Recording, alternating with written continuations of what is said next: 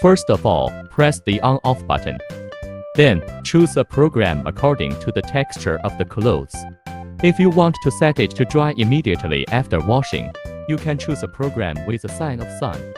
Then, set the drying on the left panel. In this panel, you can also adjust according to your own needs.